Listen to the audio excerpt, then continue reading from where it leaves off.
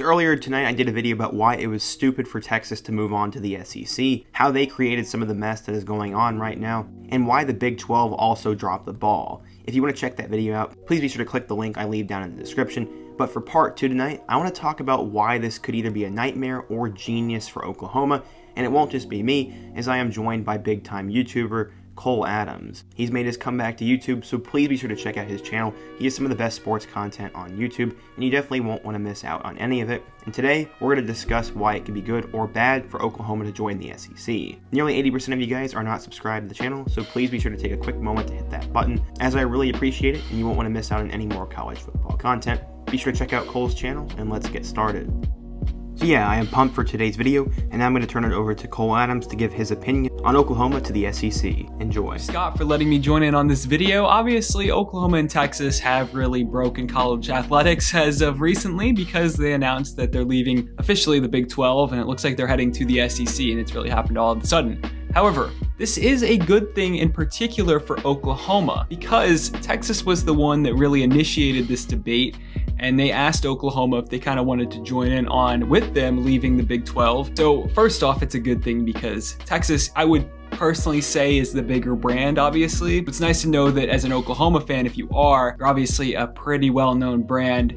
I know for football, obviously, but even other sports like basketball. And I'm a huge college basketball fan, so this is a really good thing for their basketball program too, to be joining the SEC. I know that there's a lot of people complaining, especially Big 12 fans of the other school. But for Oklahoma, obviously the football team getting to play teams like Florida, Georgia, Alabama, Auburn, those type of schools, that's a big deal.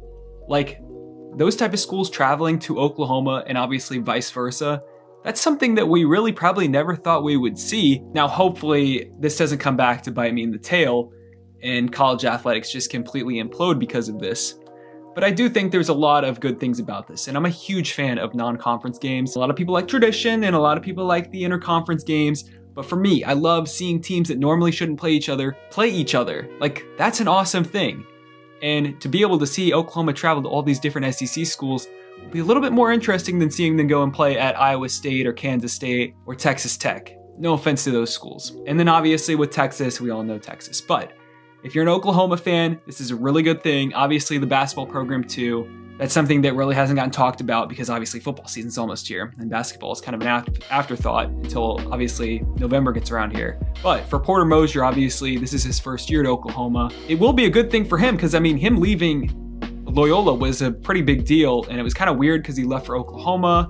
You know, that didn't really seem like the school that he would leave for, but honestly it's looking like a pretty savvy move by Porter Moser to leave for Oklahoma because joining the SEC is going to do a lot for the basketball program as well. And again, with the football team, you know, Lincoln Riley's a pretty big deal within college sports, and he obviously hasn't left for the NFL yet, and he might stay at Oklahoma for a little bit longer.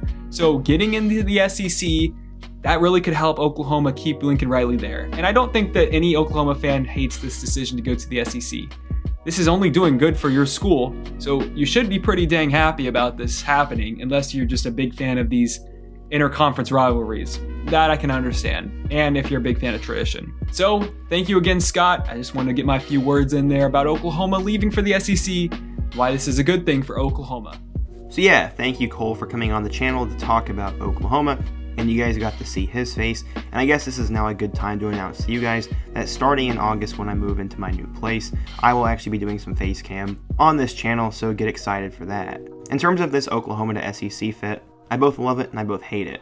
Oklahoma can hang toe-to-toe with any team, and while some people say they always get blown out in the playoff, which has happened a couple of times, many of you guys need to remember that they were one play away from going to the national championship back in 2017. They ran into arguably the best LSU football team of all time, and with Lincoln Riley's offense, there's no way that this offense will not be able to keep up with other teams. The big question mark is the defense, but I really do believe Alex Grinch has things moving in a good direction for that team, and according to a lot of Oklahoma fans throughout the last few months, people are very optimistic for this Oklahoma defense, and that this year it could actually be a strength for the first time in a long time. I do want to talk about a couple of drawbacks though, as Oklahoma will in fact have to make sure that defense is good for years to come, because SEC defenses are elite and SEC offenses are only getting better, and Oklahoma will need to play soundly on both sides of the ball. Yes, you will have a Vanderbilt game occasionally, but you no longer get to play the Texas Tech and Kansases of the world every year. And sorry to Texas Tech fans, as you guys were really good at the turn of the decade. Things have really fallen off for a couple of programs in the Big 12,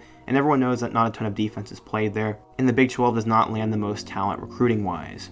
Another drawback that is pretty obvious is that Oklahoma's record probably won't be the same. They're pretty much guaranteed to win 11 or 12 games every single year, win their conference championship, and sit inside the top 5 all year, and if they go to the SEC, I'm not quite sure that'll happen. While I do believe Oklahoma is a top 4 or 5 school consistently every single year, the games get a lot more difficult. The translation to the SEC, I think, will hit them a little bit, and they're bound to slip up a little bit more.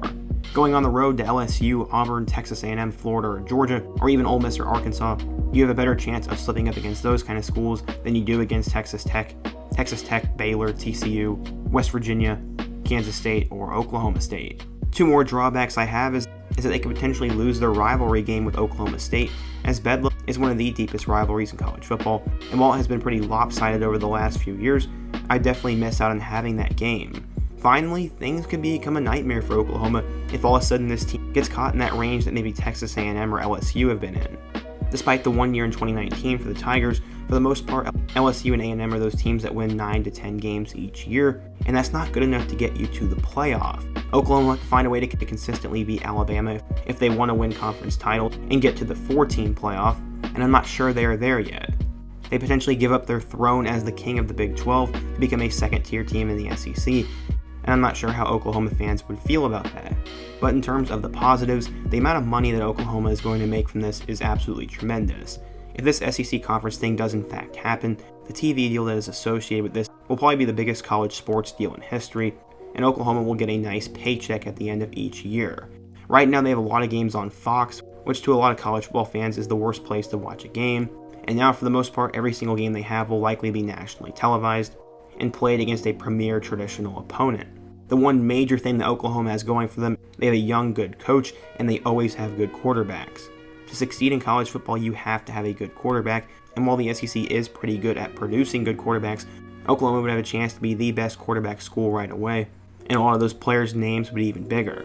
Right now they have Spencer Rattler, and he'll likely be gone before any of this happens, but after that they have Caleb Williams, who is the number 1 dual-threat quarterback in the class of 2021, and then you have Malachi Nelson, who's another 5-star for the 2023 class. Overall, Oklahoma will make a lot of money. They'll be playing in a lot of big-time matchups. Their brand will get even bigger. And if the playoff does expand to 12 schools, they will be helped by the SEC image. But they do leave some old rivalries behind. They leave their throne as the king of the Big 12, and they will have to take a new approach to the defense and recruiting, as there will be a different adjustment to the SEC. If you're an Oklahoma fan, let me know if you think this will be a nightmare or a dreamlike situation, how this will affect college football, and what your take is on all this madness right now. Be sure to check out Cole's channel before you go, like this video if you want to support our work today, subscribe if you're new here, and check out all my other videos on the end screen, including the video I did earlier today, why this is stupid for Texas to leave. I hope to see you guys again soon, but until next time, peace.